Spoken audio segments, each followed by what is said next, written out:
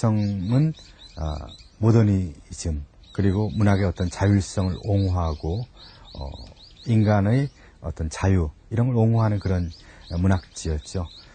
그래서 그 두 잡지가 70년대 불과 10년 동안밖에 같이 있지 못했지만 단순히 개간지 문화를 읽었다는 정도가 아니라 우리 역사를 자유와 이 평등, 이 민주주의와 사회주의, 이 사회과학과 인문학 이런 그 크게 두 가지 흐름을 통해서 어떻게 이 발전시켜 나가야 할 것인가.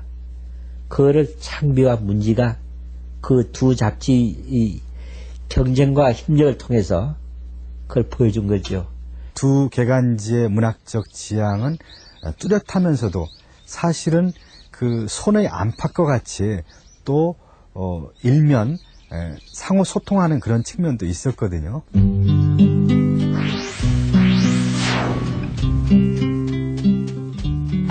조세희 씨의 난송 같은 경우는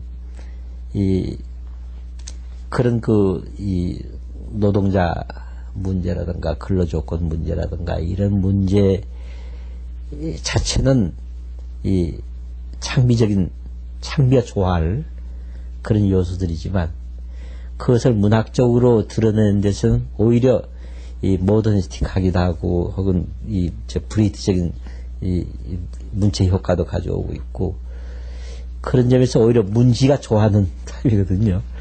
내 그물로 오는 가시곡이라는 아주 참 좋은 작품인데 그건 창비에 발표됐었고요. 사실 그 작품이 창비에서 출판되었으면 더 좋았죠. 저는 그렇게 바랍니다. 그러나 그랬으면 어쩌면 판금이 됐을 가능성이 더 높았다라고 저는 생각을 합니다. 언젠가 조세희 씨를 만나서 그런 얘기도 했어요. 조세희 씨가 자기로서는 문지에서 그것을 낸 것이 자기로서는 상당히 그 영리한 판단이었다라고 얘기를 하는데 저도 동감을 합니다. 그러니까 이 이념 제시는 창비에서 하고 작품의 뒷받침은 문지에서 하는 이제 그런 결과가 된 셈이죠. 유신용권의 문화정책은 억압과 통제 중심이었고 지식인들은 이 억압에 저항하면서 창작과 비판의 자유를 지키려는 노력을 계속해왔습니다.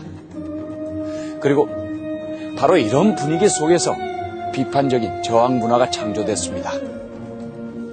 이런 지식인들의 움직임이 당시 정권에게 눈의 가시였던 것은 불을 보듯 뻔한 일입니다. 1979년 박정희 대통령의 서거로 유신시대가 막을 내릴 때 많은 사람들은 4.19 때 맛본 자유를 다시 누릴 수 있으리란 기대에 부풀었습니다. 하지만 고통스러운 역사는 다시 반복되었습니다.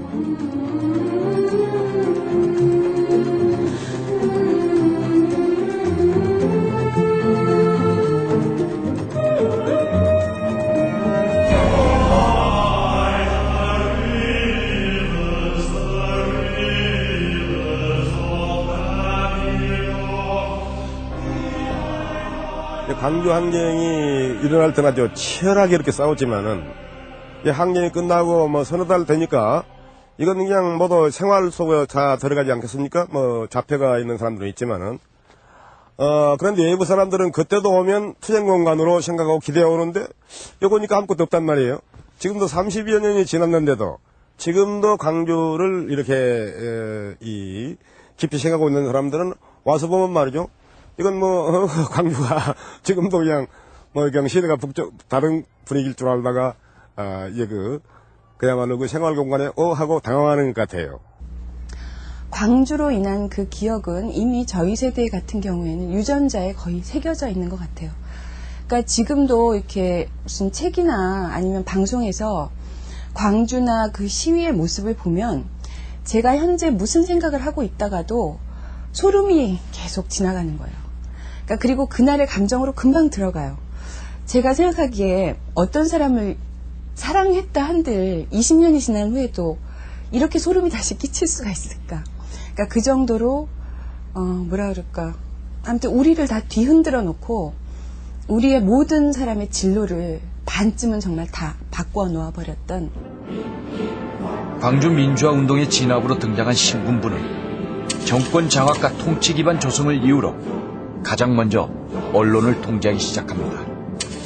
기자를 비롯한 언론인 대량 해고, 방송과 신문 등의 언론기관 통폐합, 문학도 그 억압으로부터 자유롭지 못했습니다. 1980년 7월 31일 신군부는 창작과 비평, 문학과 지성, CR의 소리 등 172종의 정기 간행물 등록을 취소하기에 이릅니다. 이 문지 10주년 기념호를 만들고 있었습니다. 7월 말쯤 됐는데 그때 이몽구 씨로 기억이 된대. 전화를 해서 이제 문지가 창비와 함께 폐간됐다고 지금 라디오 뉴스로 나오고 있다고. 그게 갑자기 무슨 소리냐고. 창비는 폐간된 게 이해가 가는데 문지가 폐간된 건 잘 납득이 안 간다. 당연하죠. 문지가 뭐 피라를 일으킨 적도 없고. 저도 역시 그렇게 생각했거든요. 근데 몇 달 그 이듬해 그게 무슨 누가 그 백서, 정부에서 나온 무슨 백서를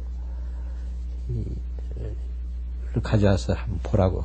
그래서 그 글을 찾아보니까 불온한 지식 집단을 정리하기 위해서 창비와 문지를 폐간했다. 그런 문제 나오네요.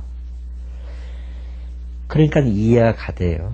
물론 그 전에도 이제 대충 하다고 짐작을 하긴 했지만, 지식인들이, 그것도 비판적인 지식인들이 이 그룹화, 집단화돼서 뭔가 웅성되는 게 싫다는 얘기겠죠. 그게 꼭 뭐 창비처럼 나서서 하든, 문지처럼 아무 소리 없이 하든, 뭐, 같은 놈들이다 하는 생각을 했던 게 아닌가. 그 당시 특히 젊은 문학 청년들에게는 다 공유하는 느낌이 있었을 겁니다. 일단 발표할 수 있는 채널이 없어져 버린 거 아닙니까? 세상으로 나갈 수 있는 플랫폼이 없어져 버린 거죠. 그렇죠. 이 정거장이 없어져 버린 거죠.